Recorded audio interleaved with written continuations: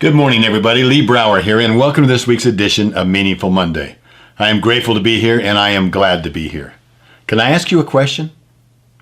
I would like to know if there's a relationship between gratitude and trust. Please think about it for a second. Is there a relationship between gratitude and trust? Maybe a better way to ask that would be, can we be grateful for someone and not trust them? Probably so. There's a lot of people I'm grateful for. Maybe I don't trust them, though. What about this? Can we trust someone and not be grateful for them? That's a different question, isn't it? Because I think if we trust someone, for certain, we're grateful for them as well. So as you really think about it, gratitude is essential for trust. Gratitude stands on its own. Trust begins by searching for and discovering gratitude in our relationships, our conditions, and circumstances. But imagine gratitude combined with trust. You know, when you really think about what's going on in the world today, and if you were to inject a high degree of trust in our relationships, personally, in our business, professionally, in our families, our communities, how about in our nation, in our interaction with other nations? What role does trust play? And trust by itself is not enough without gratitude. The two work in harmony with each other.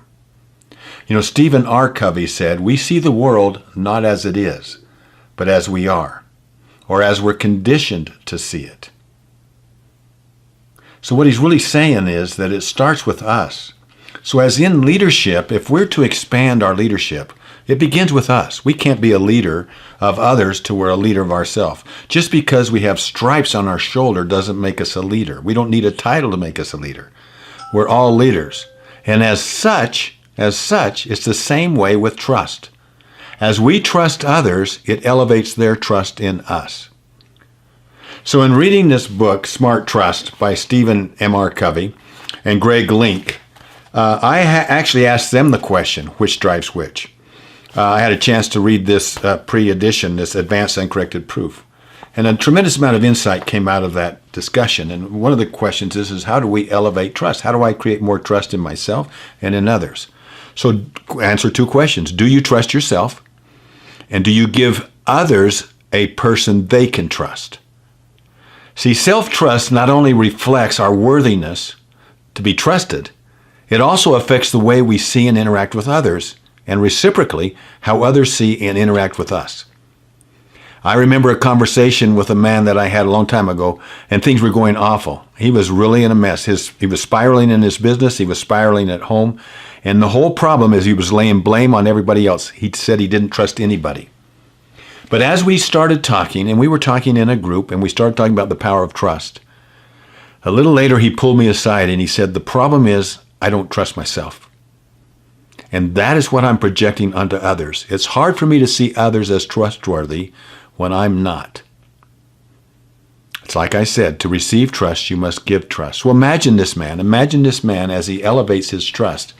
Imagine the impact that this man began to develop, this insight that it would have on his life.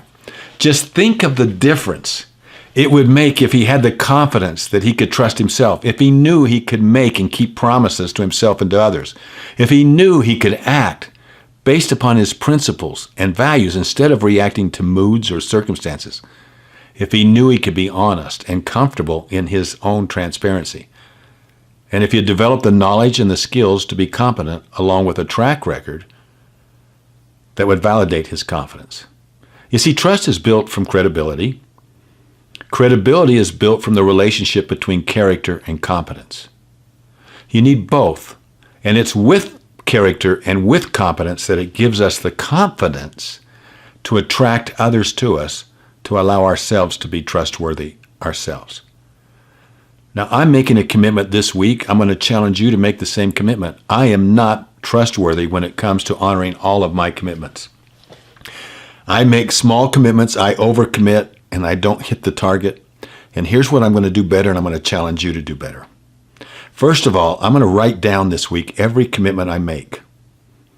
And then I'm going to make an agreement to continually communicate. Let them know what's going on. Not to make excuses, but to take full responsibility. And finally, I'm not going to overcommit. I'm not going to, just because it's there and I know I can do it, I'm not going to say I'll do it. I have to know my limits. I have to know my essential. So I'm challenging you with the same thing. This week, let's focus in on building our own trust in ourselves. And then we can begin to focus with others and attract others to elevate themselves and give permission to others to elevate themselves. Have a meaningful week. I will talk to you next Monday. That's a commitment. Bye-bye.